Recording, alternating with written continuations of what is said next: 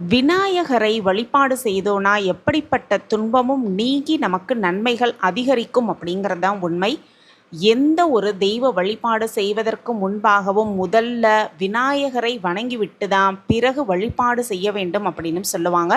அந்த வகையில் இந்த வருடத்திற்கான விநாயகர் சதுர்த்தி அன்னைக்கு என்னென்ன விஷயங்கள் செய்யலாம், என்னென்ன விஷயங்கள் செய்யவே கூடாது அப்படிங்கிறத பற்றி இந்த பதிவில் நம்ம தெரிஞ்சுக்கலாம். வணக்கம். நம்ம இறையொளி திருவருள் சார்பாக உங்கள் எல்லாருக்குமே அன்பான வணக்கங்க. முழு முதற் கடவுளான விநாயகப் பெருமான் அவதரித்த திருநாளையே விநாயகர் சதுர்த்தியாக நம்ம ஆண்டுதோறும் கொண்டாடி மகிழ்கிறோம். ஆவணி மாத வளர்ப்பிறை சதுர்த்தியில் விநாயகப் பெருமான் அவதரித்ததாக சொல்லப்பட்டிருக்கு. விநாயகப் பெருமான் அவதரித்த திதி அப்படிங்கிறதுனால எல்லா மாதங்களிலும் வரும் சதுர்த்தி தினம் விநாயகப் பெருமானுக்குரிய வழிபாட்டு நாளாகவே சொல்லப்பட்டிருக்கு. விநாயகருடைய அருளை பெறுவதற்காக அனைத்து சதுர்த்தி தினங்களிலும் விரதமிருந்து நம்ம வழிபட்டாலும் கூட இந்த ஆவணி மாத வளர்ப்பிறை சதுர்த்தியான விநாயகர் சதுர்த்திக்கு ரொம்பவே சிறப்பான ஒரு முக்கியத்துவம் கொடுக்கப்பட்டிருக்கு. நம்ம வாழ்க்கையில் இருக்கும் துன்பங்கள், தடைகள் எல்லாமே நீங்கி நன்மைகள் அதிகரிக்க இந்த விநாயகர் சதுர்த்தியை தவறாமல் நம்ம வழிபாடு செய்யணும். அந்த விநாயகர் சதுர்த்தி இந்த வருடம் என்னைக்கு வருது அப்படிங்கிறத முதல்ல தெரிஞ்சுக்கிட்டு சதுர்த்தி தினமான விநாயகர் சதுர்த்தி அன்னைக்கு என்னென்ன விஷயங்கள் செய்யலாம், என்னென்ன விஷயங்கள் செய்யவே கூடாது அப்படிங்கிறத இப்போ நம்ம ஒவ்வொன்றா தெரிஞ்சுக்கலாம். விநாயகர் சதுர்த்தி இந்த ஆண்டு 2025ஆம் ஆண்டு ஆகஸ்ட் 27ஆம் தேதி அன்னைக்கு வருது. புதன்கிழமையோடு சேர்ந்து வரக்கூடிய இந்த விநாயகர் சதுர்த்தி தினம் அன்னைக்கு ஞானத்தின் உருவமாக ஓம்கார வடிவமாக திகழ்பவர்தான் விநாயகப் பெருமான். அவருடைய அவதார தினம் புத்திகாரகன் அப்படின்னு போற்றப்படும் புதன்கிழமையில் வருவது ரொம்ப ரொம்ப விசேஷமாக சொல்லப்பட்டிருக்கு. ஆகஸ்ட் 26ஆம் தேதி பகல் 2:22 மணிக்கு துவங்கி சதுர்த்தி திதி துவங்கி ஆகஸ்ட் 27ஆம் தேதி மாலை 3:52 மணி வரைக்கும் அந்த சதுர்த்தி திதி இருக்குது. அதற்கு பிறகு பஞ்சமி திதி துவங்கி விடுது. அதே போல் ஆகஸ்ட் 27ஆம் தேதி காலையில் அஸ்த நட்சத்திரமும் அதற்கு பிறகு சித்திரை நட்சத்திரமும் வருது. இந்த 2 நட்சத்திரங்களுமே புதன் பகவானை ராசிநாதனாக கொண்ட கன்னி ராசியில் வரக்கூடியது அப்படிங்கிறது இந்த நாளுக்குரிய கூடுதல் சிறப்பு.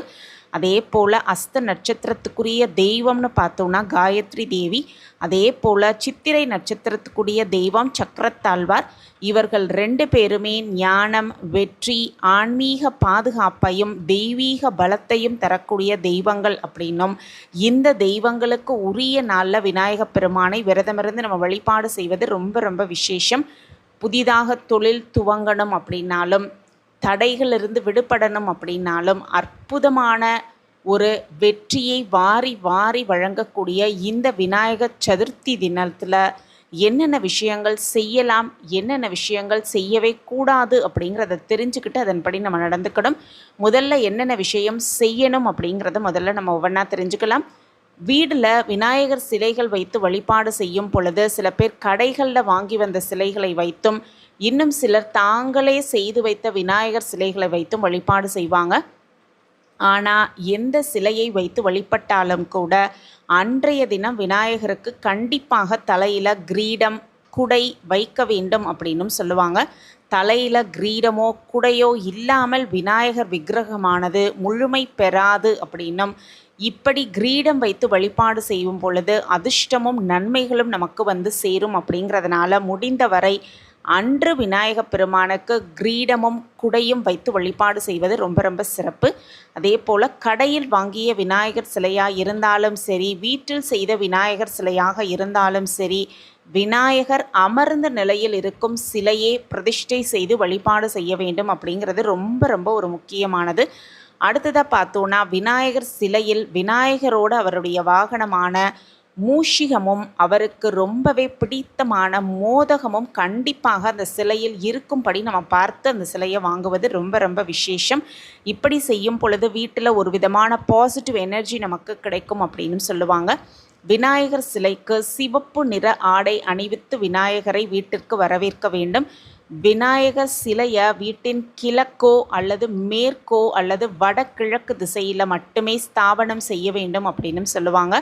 அதே போல் வீட்டில் விநாயகர் சிலையை வைத்த பிறகு 3, 5, 7, 10, 11 அப்படிங்கிற எண்ணிக்கையிலான நாட்களின் அடிப்படையில் தான் நீர்நிலைகளுக்கு கொண்டு அதை கரைக்க வேண்டும் அப்படின்னு சொல்லுவாங்க. பலவிதமான பாடல்கள் பாடி மணி ஓசை எழுப்பி உற்சாகமாக திருவிழா கொண்டாட்டத்தோட விநாயகரை நம்மோடு வீட்டிற்கு அழைக்க வேண்டும் அப்படிங்கிறது இந்த விநாயகர் சதுர்த்தி தினத்தில் செய்ய வேண்டிய மிக மிக முக்கியமான ஒரு விஷயமாக நம்ம கடைப்பிடிக்கணும். அடுத்ததா அன்றைய நாள் செய்யவே கூடாத விஷயங்கள் என்னென்ன அப்படிங்கிறதையும் தெரிஞ்சுக்கலாம். வீட்டில் ஸ்தாபனம் செய்யும் விநாயகரின் துதிக்கை அப்படிங்கிறது வலது புறம் திரும்பியவாறு இருக்கவே கூடாது. வலப்புற விநாயகரை வைத்து வழிபடவே கூடாது. இடப்புறமாக துதிக்கை இருப்பது அப்படிங்கிறது சிறப்பு. அது வீட்டில் பிரச்சனையை ஏற்படுத்தும். வலப்புறமாக திரும்பி இருக்கும் விநாயகர் துதிக்கை அப்படிங்கிறது பிரச்சனையை ஏற்படுத்தும். அதனால் விநாயகரோட துதிக்கை இடது புறமாக திரும்பி இருக்கும்படி பார்த்து வாங்கிக் கொள்வது ரொம்ப ரொம்ப சிறப்பு. இப்படி செய்யும் பொழுது வெற்றியும் நன்மையும் நமக்கு தேடி தேடி கிடைக்கும் அப்படிங்கிறது தான் உண்மை.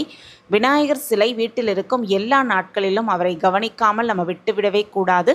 தினமுமே ஏதாவது நெய்வேத்தியம் வைத்து வழிபாடு செய்யணும். அடுத்த விஷயமா பார்த்தோன்னா விநாயகர் சிலையை தனியாக வைக்கக்கூடாது. வீட்டில் எத்தனை விநாயகர் சிலை வேண்டுமானாலும் அதோடு மகாலட்சுமி தேவியின் சிலையோ அல்லது சிவபெருமான், பார்வதி, முருகப்பெருமானுடைய சிலையாவது சேர்த்து தான் வைக்கணும் அப்படின்னு சொல்லுவாங்க. கற்பூர ஆராத்தி காட்டி பூஜை செய்யாமல் விநாயகர் சிலையை எடுத்து சென்று ஒருபோதும் கரைக்கவே கூடாது அப்படின்னும் சொல்லுவாங்க. வீட்டில் விநாயகரை ஸ்தாபனம் செய்த பிறகு வெங்காயம், பூண்டு இந்த மாதிரி உணவுகளை உட்கொள்ளக்கூடாது அப்படின்னும் சாத்வீக உணவுகளை சமைத்து விநாயகருக்கு படைக்க வேண்டும் அப்படிங்கிறத தெரிஞ்சுக்கிட்டு விநாயகர் சதுர்த்தி நாளில் என்னென்ன விஷயங்கள் செய்யலாம், என்னென்ன விஷயங்கள் செய்யவே கூடாது அப்படிங்கிறத தெரிஞ்சுக்கிட்டு அதன் கடைப்பிடித்து விநாயகர் சதுர்த்தியை சந்தோஷமாகவும் மனமகிழ்ச்சியோடும் கொண்டாடலாம். விநாயகர் சதுர்த்தி அன்னைக்கு களிமண்ணால் செய்யப்பட்ட விநாயகர் சிலையை வாங்கி வீட்டில் வைத்து விநாயகருக்கு விருப்பமான கொழுக்கட்டை, மோதகம் போன்ற உணவுகளை படைத்து விநாயகருக்கு உரிய மந்திரங்களை சொல்லி நம்ம வழிபாடு செய்யும் பொழுது விநாயகரான முழுமையான ஆசீர்வாதம் நமக்கு கிடைக்கும். அதோட பெருமாள் அம்சமான சக்கரத்தாழ்வாரின் அருளும் கிடைக்கும். விநாயகர் சதுர்த்தி அன்னைக்கு விநாயகப் பெருமானுக்கு அருகம்புல், எருக்கம்பூ மாலை சாற்றி வழிபடும் பொழுது நம்ம வாழ்க்கையில் இருக்கும் தீராத துன்பங்கள் அனைத்தும் நீங்கி விலகி சந்தோஷம் நிலைக்கும் அப்படின்னும் சொல்லுவாங்க. இது எதுவுமே செய்ய முடியாதவர்கள் 2 வாழைப்பழம், வெற்றிலை பாக்கு வைத்து வழிபட்டாலே போதும். வழிபட்டு ஓம் கம் கணபதியே நமக அப்படின்னு வழிபடலாம். எளிமையாக வழிபட்டு கூப்பிட்ட குரலுக்கு ஓடி வந்து நமக்கு அருள் புரிவார் விநாயகப் பெருமான். பிடித்து வைத்தாலே விநாயகர் அப்படின்ற சொல்லுக்கிணங்க விநாயகப் பெருமானை சதுர்த்தி தினமான அன்று வழிபட்டு சகல செல்வங்களையும் பெற்று வளமாக வாழலாம். நன்றி.